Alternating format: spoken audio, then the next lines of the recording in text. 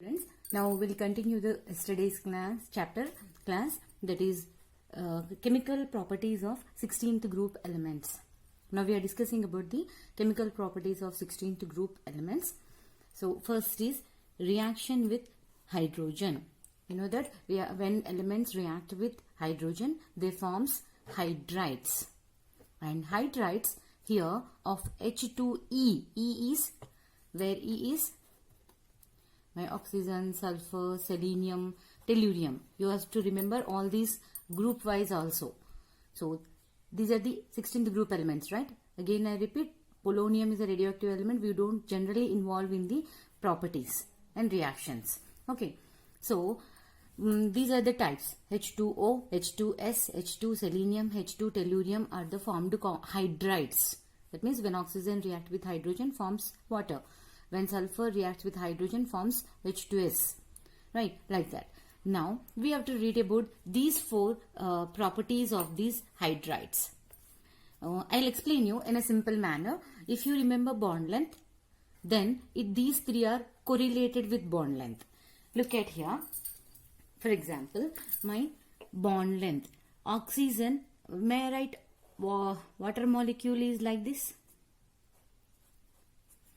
Because oxygen is the central atom and hydrogens are attached like this, and you know valency of oxygen is 2 only, 2 bonds only it can form, and two more lone pair will be present like this, because 6 outer electrons are present in the 6th group elements or 16th group elements, right? That you should not forget. Electronic configuration, general outer electronic configuration is Ns2Np4, right? That means 4 plus 2, 6 electrons are present.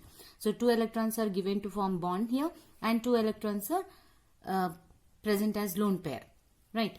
So here we know that oxygen is more electronegative than sulfur, than selenium, than tellurium, isn't it? Electronegativity decreases down the group, we have studied. As oxygen is more electronegative, it pulls the electron towards it. Because this is one electron formed a bond, covalent bond. But due to electronegativity, the electrons are coming near to the oxygen. That means the bond length is less.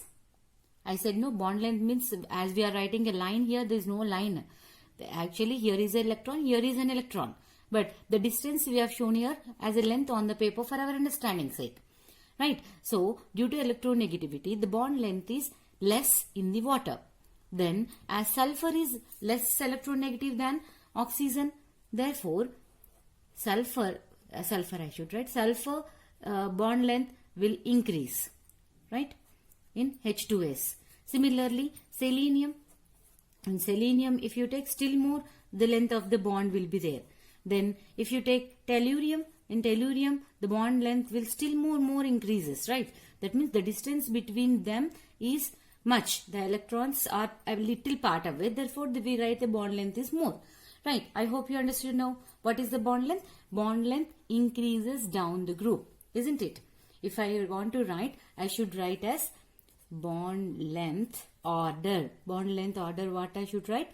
H2O has lesser bond length than H2S, than H2 selenium, than H2 tellurium, isn't it? This is order you have to remember. Is it simple or not? Due to electronegativity, it is pulling the electron towards it. As electronegativity decreases down the group, it is bond length is increasing. One property and the other property are intercorrelated, so you have to remember all of them. Now, as bond length increases, what happens to the bond enthalpy? May I write bond enthalpy or bond strength one at the same? Bond strength is the amount of energy required to break the bond or remove this hydrogen from here, isn't it? So we know that if bond length increases, it is easy to break that bond. That means bond enthalpy will decreases down the group. And inverse relation, bond length is inversely proportional to bond enthalpy or bond energy, right? So the order will reverse now. So what is the order for me now? Bond enthalpy will be reverse. H2O has more bond enthalpy than H2S, than H2 selenium, than H2 tellurium. As more electronegativity pushing the electron towards it, very less gap, therefore more energy is required to break this bond. Right. Now coming to the stability. Stability depends what? See, already we said that it is easy to break the bond, therefore it is less stable. It is difficult to break the bond, therefore it is more stable. Correct or not? So bond stability, stability of these hydrides decreases down the group. Right? Bond stability will decreases down the group. So bond enthalpy, see, decreasing order I have written. So water is more stable than H2 tellurium, right? Therefore, may I write the same order for stability also? So stability also follows the same order. Now, acidic character. What is acidic character? Proton donor is an acid, isn't it? So again in this, which is easily donating? Tellurium. Tellurium hydride donates easily hydrogen, we said just now, because of having less bond length. Therefore, as the hydrogen donates easily, we call this is more acidic. Correct? So, down the group, acidic strength increases. Again, my acidic strength I can write here. Acidic character, bond length, and acidic character follows this order, whereas bond enthalpy and stability follows this order. That means bond length, acidic character decreases down the group, whereas bond enthalpy, bond length and acidic character increases down the group, whereas bond enthalpy and stability decreases down the group, isn't it? Now, reducing character. Another one we have in this only, reducing nature. What is reducing property? Reducing property. Reducing property means the compound itself undergoes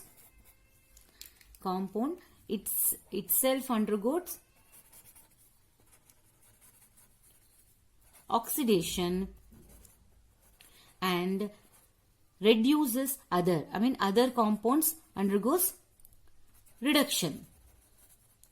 You have to remember your definitions. What is oxidation? What is reduction?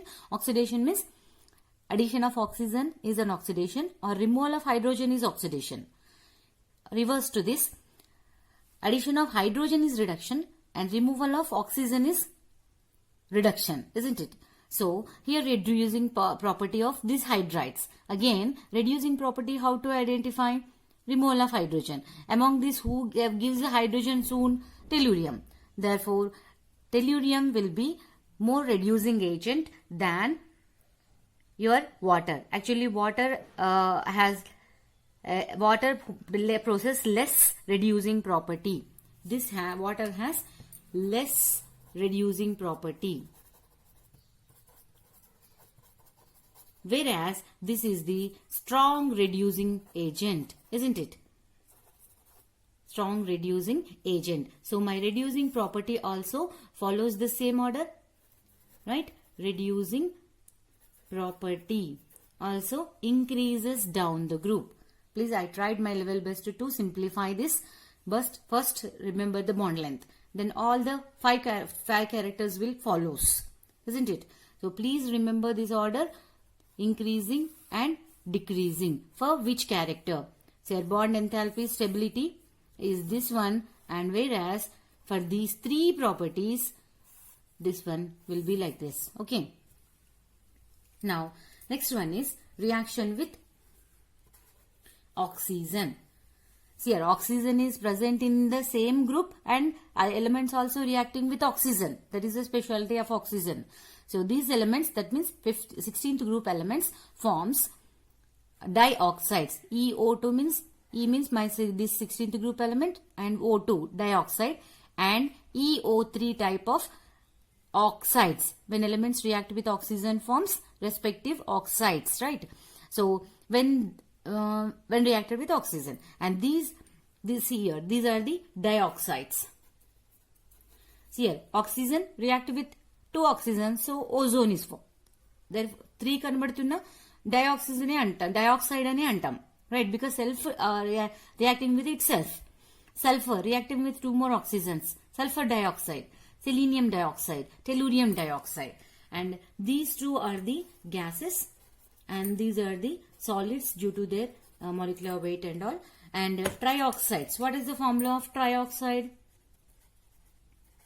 Trioxide cannot be formed by oxygen, but sulfur forms trioxide, SO3.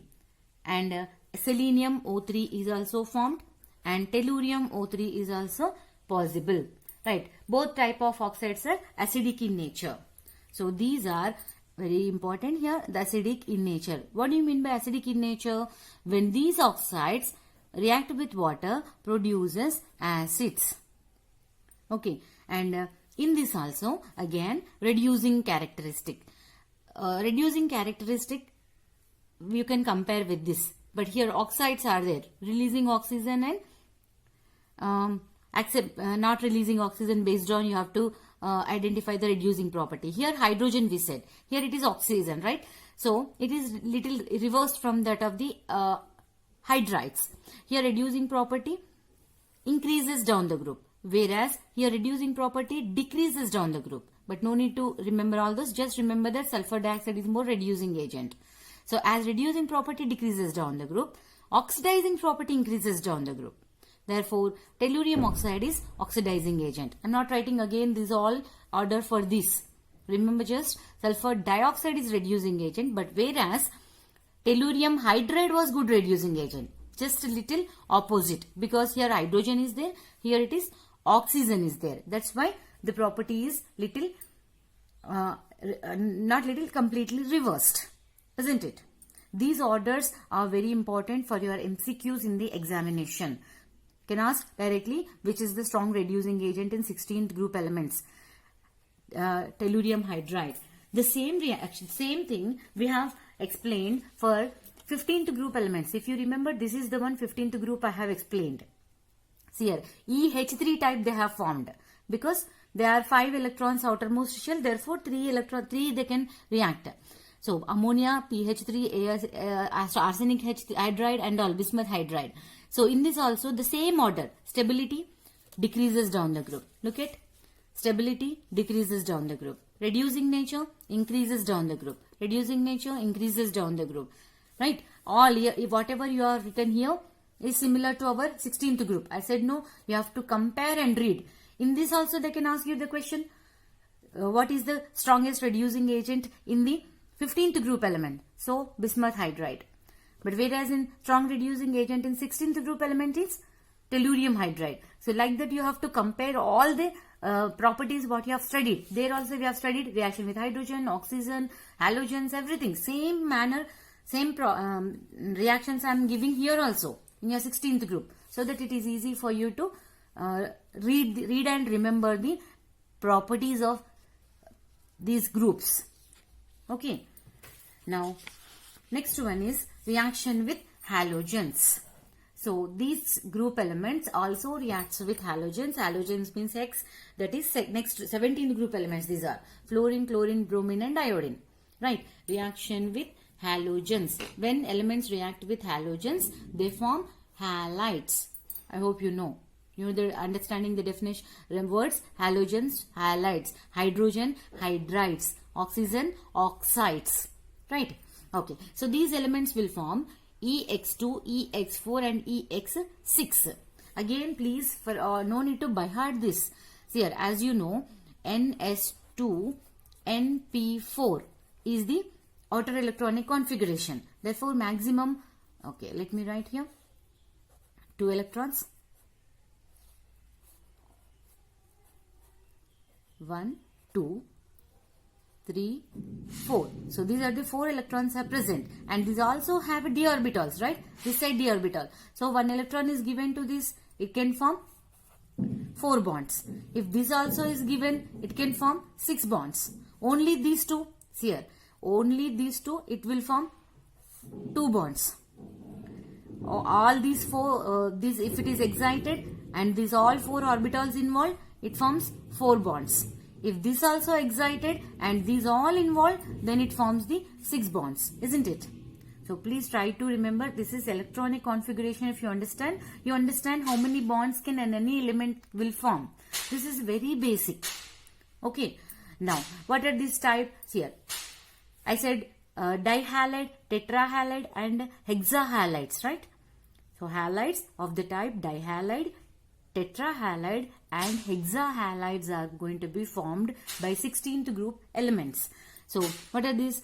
Here SCl2. Even oxygen can form dihalide of especially fluorine, not OCl3 and we didn't see. All cannot be formed, few can be exceptional. This cannot bear the bromide iodides. OI2 cannot be there. Only OF2 is there.